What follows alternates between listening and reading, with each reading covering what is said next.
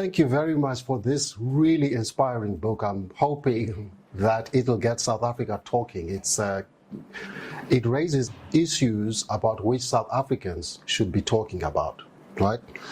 Yeah. Before we get to the more controversial issues that you raise in the book, can you tell us what your philosophy is, how your outlook on life is that informs the writing of a book like this? Well, is that society is more important than those who rule it, right? And that governments in general and all institutions must be structured in such a way that everything they do is to serve society collectively, and that all resources of the state, particularly natural ones, must be managed in every society in such a way that they benefit, the resources benefit the occupants, those who inhabit the earth or that particular geographical area, which we call a country. All right. Well, let me ask a question that I normally put to judges. If you were a judge, would you say a court of law or a court is a court of law or a court of justice? Well, it should be a court of justice. I've always said that it should be a court of justice because justice includes law, but law does not include justice. All right. Well, that's quite profound. This book is obviously written with a target audience in mind. Who's that? Right, I'll give you the specific, but I was trying to bridge what I see in writings on political theory and legal theory and everything in society. It's either academics and elites talking to one another, and the majority of the people cannot follow. Not because the majority is not literate, but it's just academic speak and all papers that academics write. And so I was trying to bridge the gap between dense ideological questions with accessibility to ordinary people that are literate, that can read.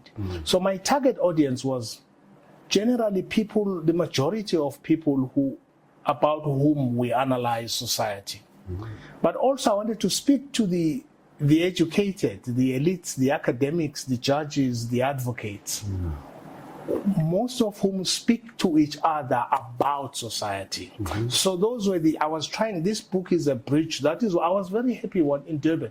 I saw a waitress read my book and found it readable and asking me what I meant about certain things. And for me, that was an achievement because I didn't want a book that an ordinary literate person thinks it's talking about me, but I don't know what it says.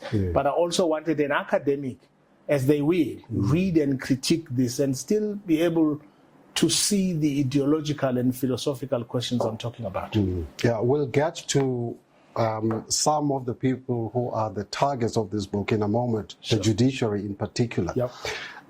This is the book we are talking about. It's Odyssey of Liberation, a memoir of a rebel advocate. Why rebel advocate? It's because I chose the word rebel not because I'm any more revolutionary than others. It's because I think an advocate should be a person that rebels against constraints. And I actually think the world in general has been moved by rebels, by people who don't conform, people who get out of the boundaries. Galileo was a nonconformist. And many people, no one has moved the world by being conformist and apathetic. And so I'm a rebel in that way, in that I've always sought to analyze the boundaries and what they are and see the world from the outside of the set boundaries. Not in the sense of the rebel advocates who've never done, who's never gone to do pupillage and so on. What in Cape Town we call broekies. You're not talking about that kind. Yeah, well, it's like people who say a revolutionary or a communist or a rebel it's a negative term.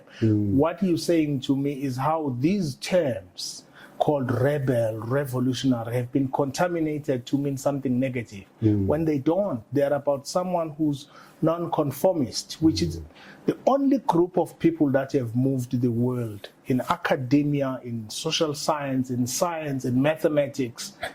It's people who've tried to see the world from outside the existing boundaries. That's a rebel, that's a non-conformist, that's a revolutionary. Right.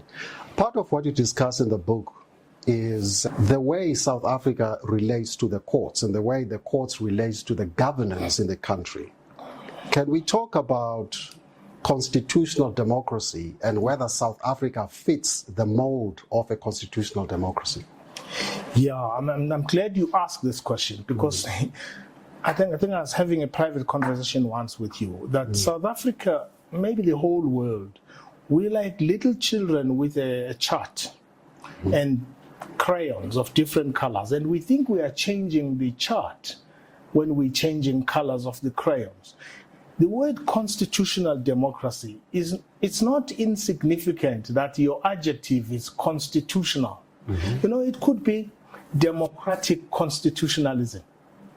What's the significance of the word? It's because constitutional democracies have placed the word constitutional before the word democracy in order to create a set of rules whose main emphasis, while it gives rights to everybody and how the state is governed, is to limit powers of majorities. Therefore, constitutional democracy distrusts majorities by its very nature. So it's a liberal notion that distrusts majorities.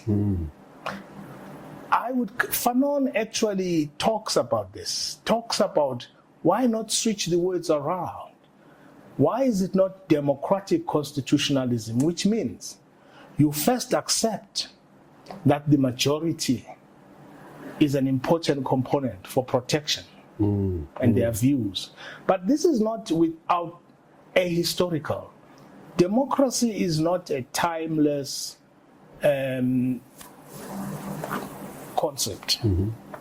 It's also circumstances specific about each country. So I think in post-colonial countries, liberal democracies or proponents of liberal democracy in the modern world, in post-colonial states, use liberal notions of democracy because they are not trusting of black majorities that emerge from the colonial political setup. But we need to think outside that, and that's why I'm introducing to you a term. Why don't we call it democratic constitutionalism? Because it's important which an adjective you use to describe what.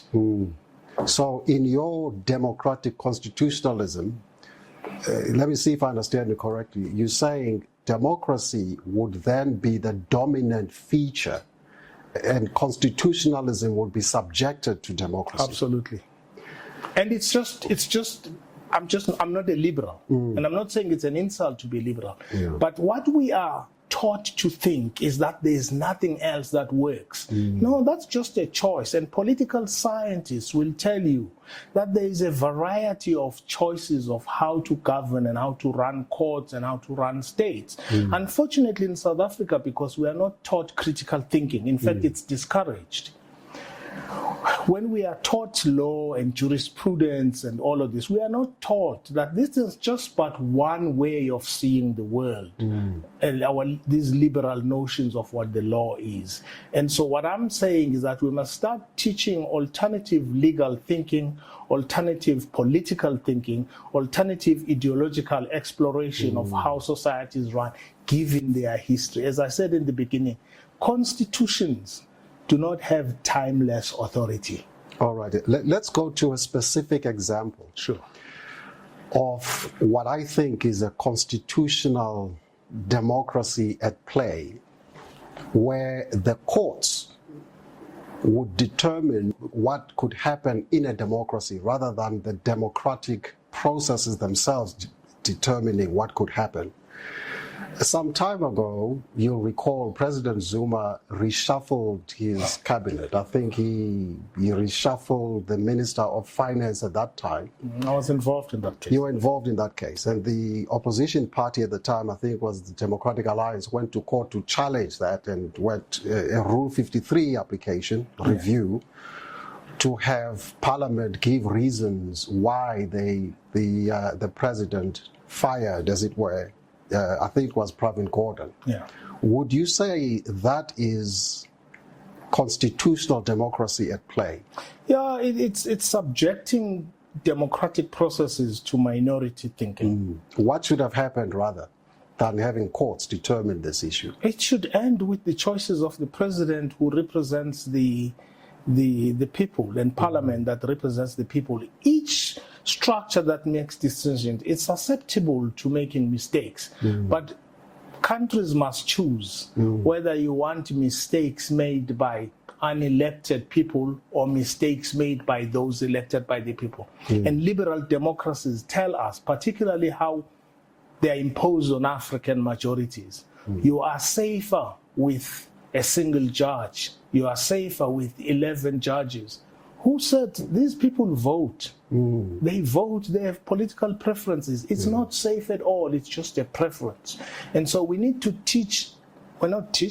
we need to start debates about the fact that societies, given their history, are governed in different ways. And lawyers in particular have been particularly bad about this, is that we imbibe what we are told, so much so that we are unable to know that there's a multiplicity of theories of how to run the state. Okay, the last issue in this segment. And by the way, on this question of this court, and you haven't had anybody since then asking any president to produce notes from his advisors or from somebody for why they've reshuffled. It shows you the pretense of it all. It had nothing to do with democracy. It had nothing to do with governance or accountability. It was a political choice of political opponents at the time. None of them, they were not principled about it. Yes, I think you're referring to the recent reshuffling by the current president of the Minister of Justice to another portfolio. And as I recall, there hasn't been an application to court. No one has asked him to give notes of those who advised him. It's bizarre that people would say a president must give notes. The court said the president must give notes from advisors. The former president, you mean? The former president in that case. I mean, we all know it's bizarre to make that demand, but because societies are pretentious, powerful forces in society are pretentious about what they want, they've never asked for it for any other reshuffle. All right. Yeah. Thank you, Mshekazi. We'll take a short break and we'll deal in the second segment with other issues. Thank you.